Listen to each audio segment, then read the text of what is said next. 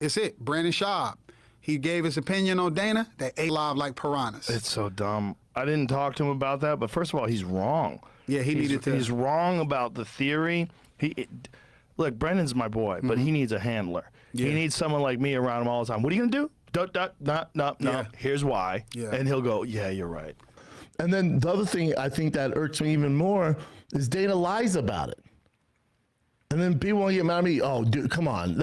You think Dana would actually do that UFC 279? Brendan needs a handler.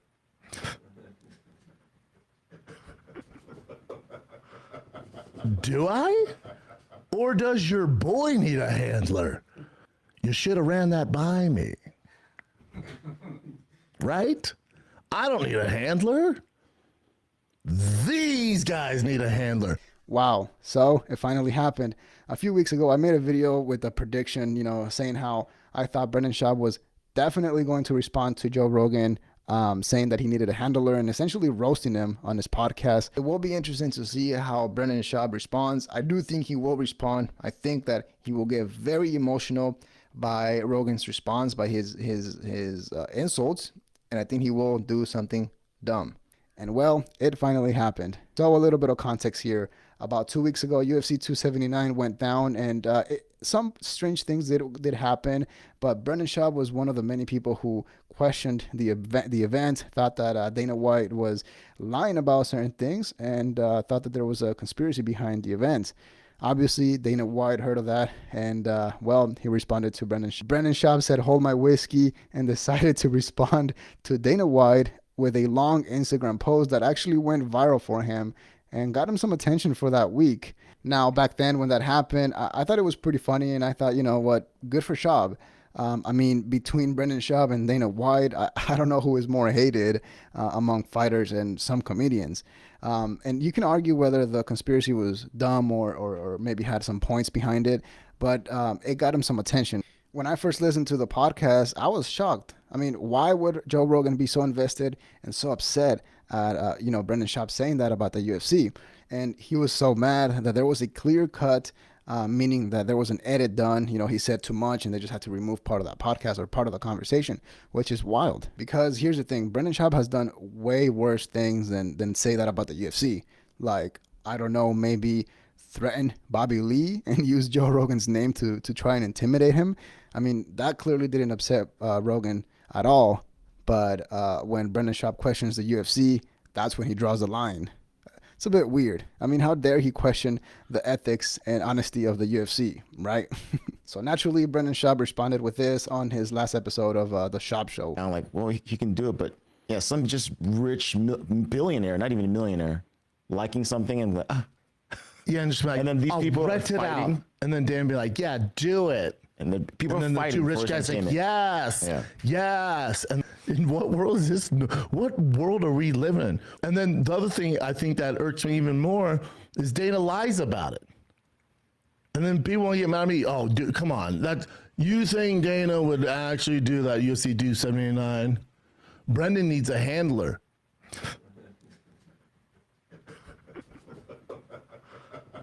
Do I? Or does your boy need a handler?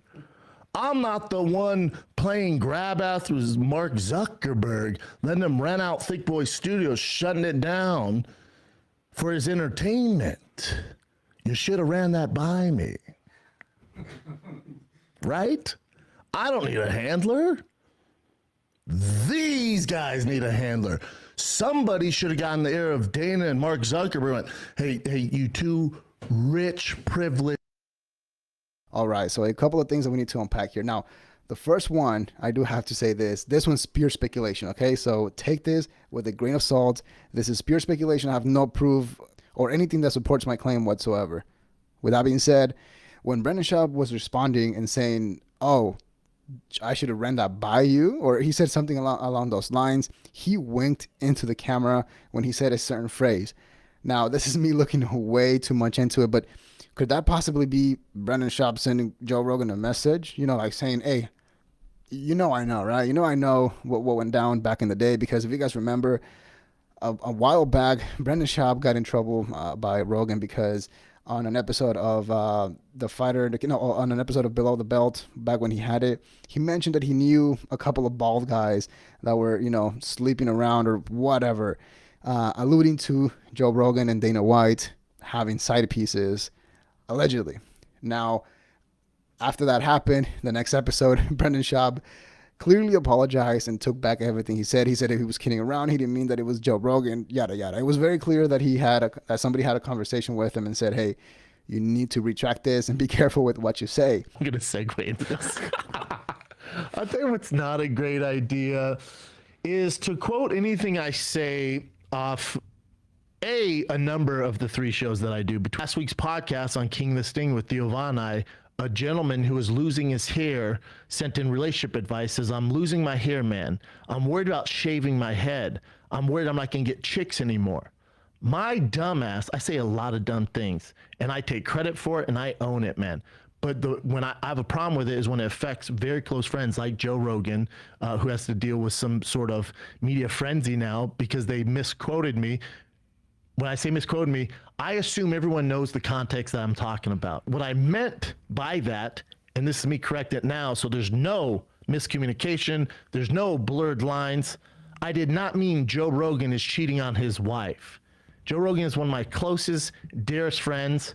I wish everyone had a friend like Joe Rogan. However, this next point does have some ground to stand on, and it's basically Brendan Schaub going after or clapping back at Rogan and not holding back because he's salty or mad that he was left out of Sober October of that challenge. Now, I couldn't find the post. I looked everywhere for a couple of hours and I could not find it. But I remember seeing an Instagram post from Brendan Schaub saying that he was actually doing the Sober October challenge and that it was going to be fun and no alcohol, yada, yada.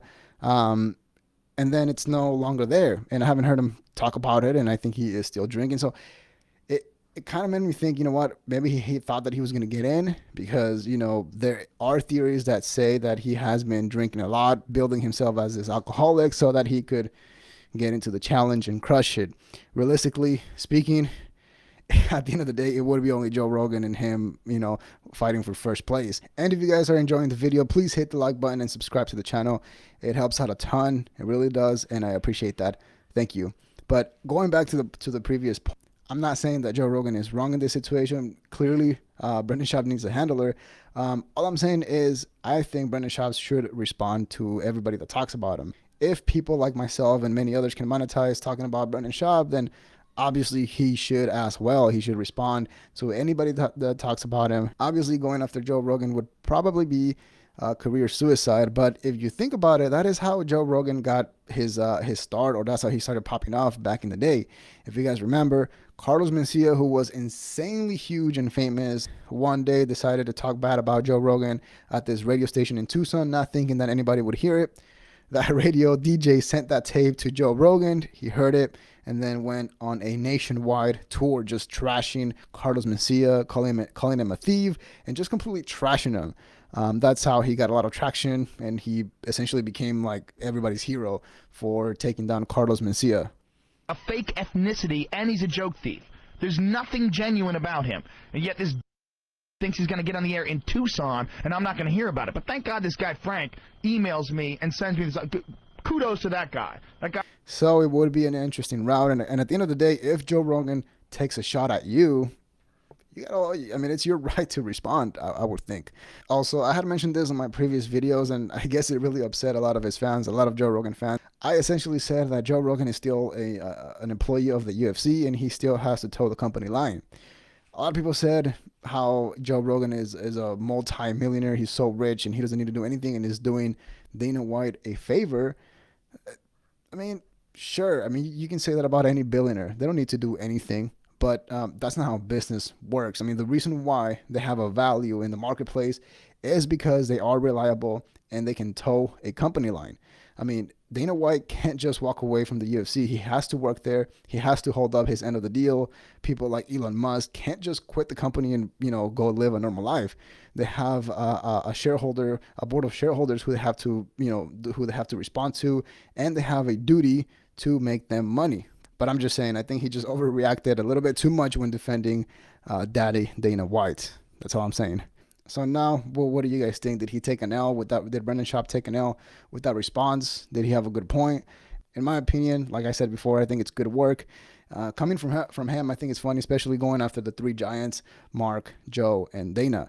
So props for that. I do think he needs to keep that up, respond to everybody, not just them, but low-level comics that take shots at him. I think he should respond as well. Be funny about it. Don't be, aggressive.